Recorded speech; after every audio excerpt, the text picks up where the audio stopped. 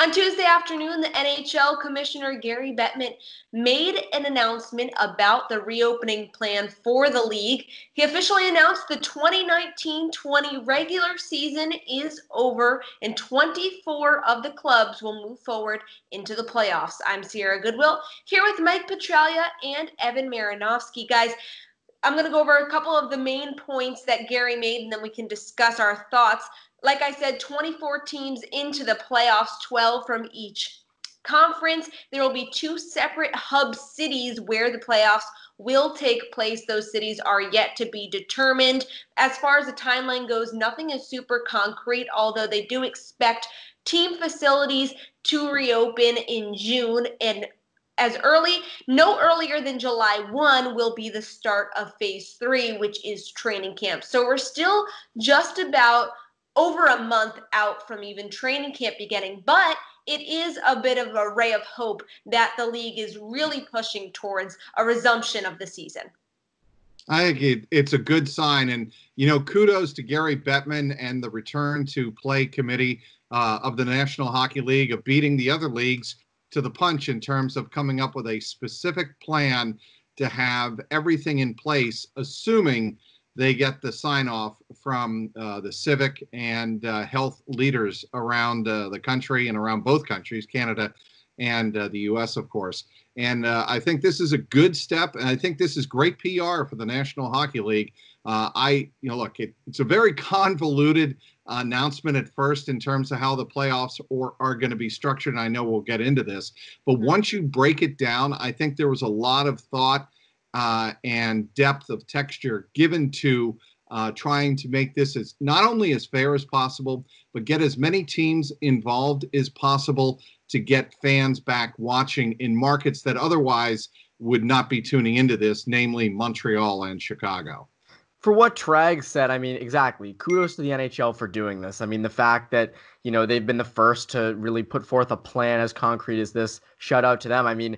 It goes to show how much they want to come back. The Penguins, right. I think in this whole situation, at least for the East, are the team most screwed by this. They're going to probably get Montreal, or they will get Montreal in that first round too. A hot Carey Price could knock them right out of the playoffs. And, the Penguins were a team that would have coasted right into the playoffs if the pandemic hadn't hit.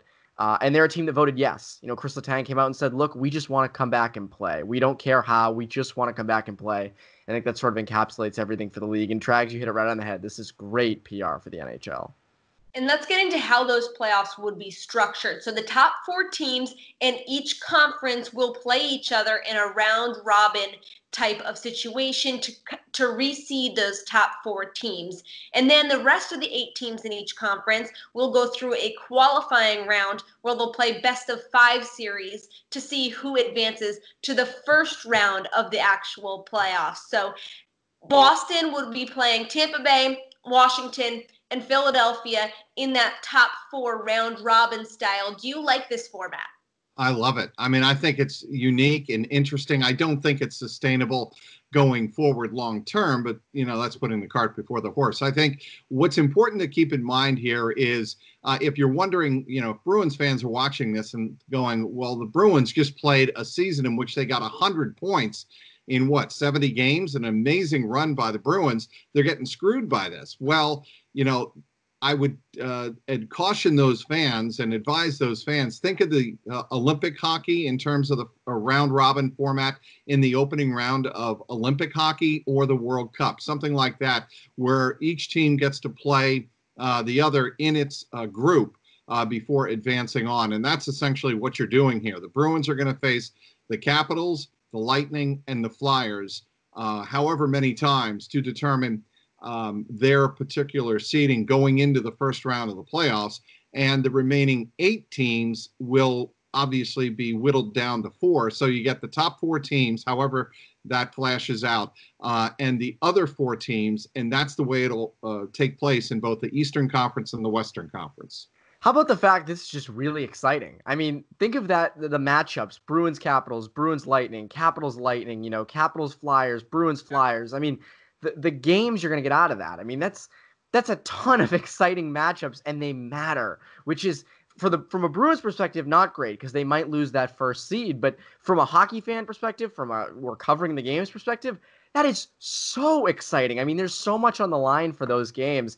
And, the matchups that are in that 5 through 12 range, also a lot of good ones there. So I think this is something different. It's something fun. And, again, it might not be the best for the Bruins, but at least we know they're going to be fresh coming off 3 hard-fought games going into that first round.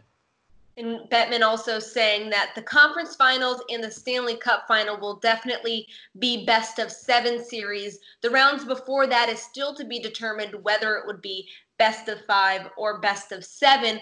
But like you said, Evan, there's a potential where the Stanley Cup winner for this season could have to win like 33 playoff games to get the cup, which is just crazy. But it's more playoff hockey for all of us if this actually goes down. So I'm definitely not complaining. One more interesting note, just quickly here. Bettman did make light mention of the fact that he wants to resume this season, no doubt, but he also is putting a lot of stock in playing a full season next year. So where do you think that line is drawn between when you have to make that decision of resuming play this year and not letting it domino into affecting next season?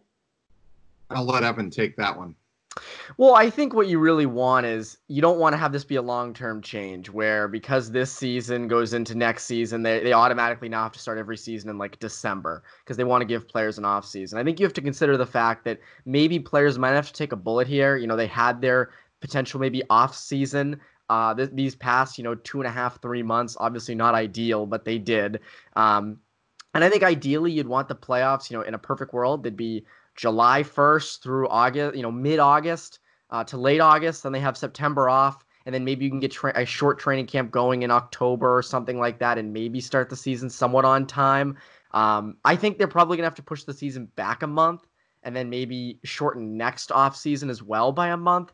I do think these are things they're going to have to do because unless you want to change the start of the season because of this forever, you're going to have to cut corners at some point. So I think they're going to have to maybe cut the offseason a month here, a month there. That's probably how they're going to have to do it. Evan makes a great point. I think a lot of these players knew going into this pandemic that this pause was going to serve as their off season. And I think a lot of players treated it as such, spending more time with the family because the uncertainty of what was ahead in terms of finishing off the 2019-2020 season and looking ahead to 2020-2021. There's just so many unknown variables to that. And, this allowed a lot of the players to spend time with their family. I think you're looking at starting the playoffs just after July 4th, maybe the week after July 4th, and running through the end of August, maybe Labor Day, wrap up around Labor Day. And then if you're the NHL, I don't think there's any rush to get the season started until, let's say, Thanksgiving or sometime around there. Absolutely. Well, for all the rest of our Boston sports coverage, NBA, NFL, NHL, we've got you covered. MLB as well. You can find it on our website at clnsmedia.com and subscribe to our YouTube channel at CLNS Media.